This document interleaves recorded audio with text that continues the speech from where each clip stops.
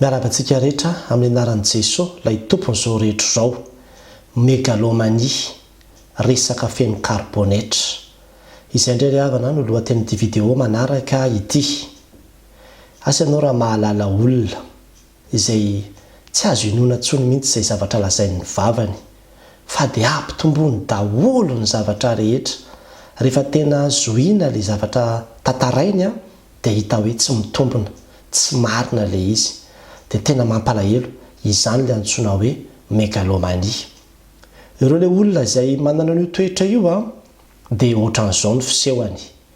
Raha miresaka izy asa mety nisy olona angamba ny nijery film dia nangano ano. Dia rehefa mitantaran'izay any ambadika any izy dia lazainy fa nigogogo nitomany ilay olona teo am-pijerena an'ilay film. Ny mangano ano sy migogogo ry havana dia zavatra tena mifanalavitra be izany. Ka raha iverinao fa migogogo ny mangano ano mety efa megalomania ianao zany izay ny dikany. Dia tahaka izany koa raha ohatra ka hoe nisy olona angamba vitsivitsy 50 na 570, maro ihany aloha zany 50 zany, no nitokona teo anoloan'ny biraon'ny fokontany, nitaky zavatra tamin'ny filoha-pokotany tao. Raha mitantaran'izay any ambadika any izy dia ohatrany hoe tena vahoaka be mihitsy. Tsisy olona tsoro mihitsy angamba ny tany hatrany tany, fa dia tena hoe ao amin'ny fokontany ao daholo ny olona rehetrarehetra. Dia izany fomba firesaka izany ilay fomba firesaka olona megalomania. Efa megalomania izany, efa lainga izany. Dia tahaka izany koa raha ohatra izy ka miresaka izao ny amin'ny zava-misy aty ampitan-dranomasina, misy an'ireny fanaka na fitaovana izay tsy ampiasain'ny olona intsony ireny dia apetrapetrany eny amin'ny arabe eny. Dia raha izy no miresaka an'ireny dia manatavy resaka be, tena hoe tsara izany ohatran'ireny entana any amin'ny Luxor ireny mihitsy nefa dia apetrapetraka ry zareo eny amoron'ny arabe eny fotsiny dia alailaina fotsiny eny. Mahavariana mihitsy ny vazaha rehefa tena jerevana nefa ilay entana izay lazaina dia ohatran'izao amin'ny sary izao. Dia izao ve ny entana mitovy amin'ny eo amin'ny Luxor? Megalomania. Dia tahaka izany koa raha manao tatitra izy dia tsy azo inoana mihitsy ny tatitra izay ataony, fa dia vilana sy diso daholo. Angamba mety hoe nanao tafika masina izy dia nisy olona 10 na 570 no nanolo tena, maro aloha zany kanefa zany ve dia lazainao hoe tena tsy voisanay mihitsy fa maro be ny olona nanolo tena tao. Olona 570 ve dia tsy ho voisa? Dia izany ilay antsoina hoe megalomania. Raha io olona io no milaza ny amin'ny fianakaviany ka milaza zavatra tsara momba ny fianakaviany dia ohatrany hoe tsisy ohatran'ny fianakaviany mihitsy. Aza mba mifanena amin'ny olona ohatran'io fa tena marina mihitsy ilay ambaran'ny Ntaolo hoe aleo mifanena amin'ny mpamosavitra izay mifanena amin'ny mpandainga. Ary raha tovovavy ianao ka hoe lehilahy megalomania no manadaladala amidiny am-pitsanganana mihitsy ianao. Tena ratsy ny mifanena amin'ny olona ohatran'izany, fa mba dinidinio tsara ihany ny zavatra izay resahan'ny olona.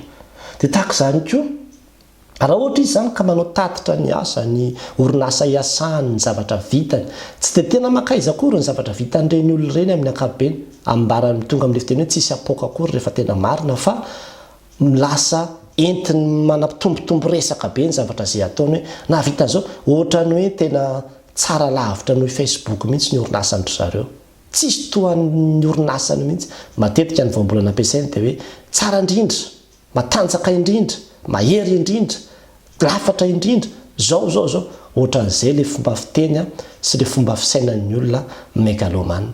Olona manipulateur, izany hoe olona tena fetsifetsy mihitsy rehefa tena joinao ilay izy. Olona tsy azo antoka, olona tia fahefana satria tia voninahitra, zavatra lehibe, grandeur foana ny zavatra mivoaka amin'ny vavany, zavatra hoe lehibe izany foana zany ny eritreretiny dia hitanao amin'izany fa olona tia fahefana io olona io. Dia ireny ilay antsoina hoe pervers narcissique, tsy mety diso, bedoika, tsy azo atao na inona reny mihitsy. Dia iomezan'ny olona sy tondron'ny olona molotra fotsiny fa tsy tonga saina mihitsy amin'ny zavatra izay lazainy indraindray. Dia tsy azo antoka.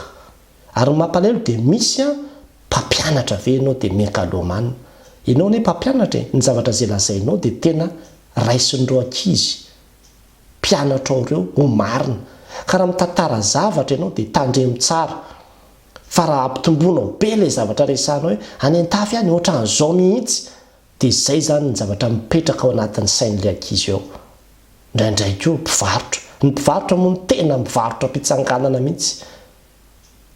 Tena ihany koa mpanao gazety, mety misy olona toananao manokana dia hainao mihitsy manasoaso, manao ohatran'ireny hoe lafatra mihitsy ny zavatra vita nefa indraindray zavatra tsisy na inona inona akory. Dia tahaka izany koa mety ho mpanao politika. Misy mpanao politika sasany mety be ny tanàna izy angamba dia misy vazaha anankiray na anankiroa entiny mandeha miaraka aminy eny. Io miaraka amintsika mihitsy ny frantsay raha ohatra ka lany eto frantsay mihitsy nanohana antsika eto. Nefa le vazaha olona vazaha reraka tsy vazaha inona akory. Dia olona roa ve lazainao fa miaraka aminao frantsay raha ohatra ka mampimeo nefa dia izany le hoe megalomanina. Dia tahaka izany koa hatramin'ny mpitondra fivavahana ravana dia misy tratrany io ny pastera, ny mopera, dia tsy azo inona intsony zavatra izay lazain'ny vavany fa rehefa miresaka dia tena hoe na ao anatin'ny toriteny azy. Misy zavatra ohatran'izao tranga teto amin'ity fiangonana ity, ny ohatran'izao dia ampitombona daholo ilay izy mba ahatonga an'ilay resaka lasa ohatrany hoe tena intéressant. Izay mahatonga amin'ny teny hoe olona manipulateur izy satria mamitaka vahoaka mihitsy rehefa azo lazaina hoe izay ny azo ilazana azy. Mampalahelo raha antsika kristianina ny tratran'izany, miovary havana. Mety ianao izay manaraka an'ity vidéo ity mihitsy manana an'izany toetra ohatrany hoe mampitombo resaka izany rehefa miresaka.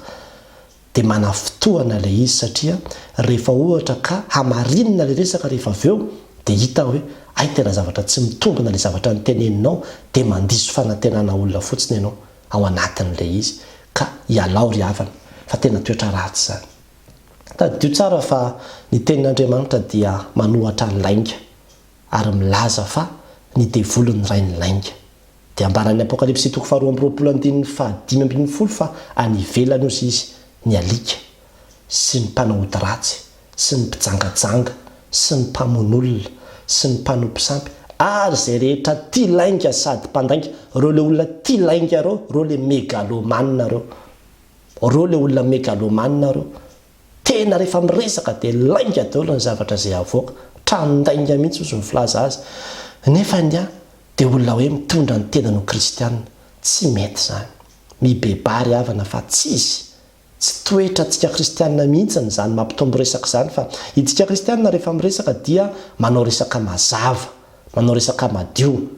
Angamba nety nisy olona teo amin'ny 50 teo no na 70 teo eo no ao amin'ny fokotany eo dia misy olona anankiroa aloha no tena mitabataba be fa ny ambony mijorojoro eo daholo ihany mihainohaino eo. Na ihany koa ianao miresaka hoe nanao tafika masina izay dia nisy olona vitsivitsy teo amin'ny olona 15 teo satria menatra tsika teny hoe vitsivitsy dia ampitomboana be ilay izy dia lasa manao megalomania tsika rehefa avy eo dia lasa tafiditra amin'izay hoe lainga izay. Toetra ratsy mihitsy ry havana. Ialana fa tsy ankasitrahan'Andriamanitra. Ary matoa natao izao vidéo izao dia mba hifanitsiana, hifanoroana fa indraindray na dia any amin'ny toeram-piasana any azy ianao lehibe dia manontany ianao manao tatitra dia ilay tatitra dia tatitra vilana megalomania daholo ilay tatitra dia nefany miainga avy amin'iny tatitra iny no anaovana tetikasa rehefa avy eo dia tsy mandeha amin'izay lohan'ny mihitsy satria zavatra tokony hoe fa hajanona amin'izay satria tsy mandeha intsony ny tatitra tonga any aminao ohatrany hoe tena miroborobo be mihitsy ilay zavatra. Dia indraindray ilay olona manao an'io tsy mieritreritra izy hoe mandainga satria ilay hoe mangano any dia ohatrany hoe mitomany any izany aminy dia migogoko izy izy. Nisy olona 5 nanolo tena dia aminy izany tena tsy voaisa. Izany hoe nisy ihany ilay zavatra. Ny tranga ihany hoe nisy olona tokoa teo alohan'ny biraboky tany taony tangorona fa ny filazana kosa hoe tena tsisy olona tsona ny an-trano any efa megalomania izany. Dia izay ilay ambarako hoe misy resaka be dia be ataontsika izay indraindray feno karbonetra ilay izy dia tsy mety. Efa lainga izany tsy ankasitrahan'Andriamanitra izany. Dia ho antsika ihany koa dia izao hamariny daholo ny resaka izay ambara aminao fa aza tonga dia mino. Aza tonga dia mino na dia pastera aza no miteny averiko ihany na dia pastera aza no miteny hamariny foana ihany aloha fa aza tonga dia hoe rehefa pastera dia marina. Dia mila mitandrina izany tsika eo anatrehan'izay fa raha tsy izany dia amidin'ny olona mpitsanganana eo fotsiny tsika dia manaiky dia mino dia rehefa avy eo nefany ho diso fanantenana. Mahery izy ry havana ny tompony omba antsika ka raha tafiditra ao anatin'izany ianao angatao Jesosy Kristy androany hoe tompo tena za mihitsy zany ovao aho mamondrafo amiko mamelany eloko tsy anao an'izany ntsony a dia avadibadio impito amin'izay ny lelanao vao miteny fa aza manao resaka be karbonetra ohatran'io ho an'Andriamanitra ny voninahitra amen.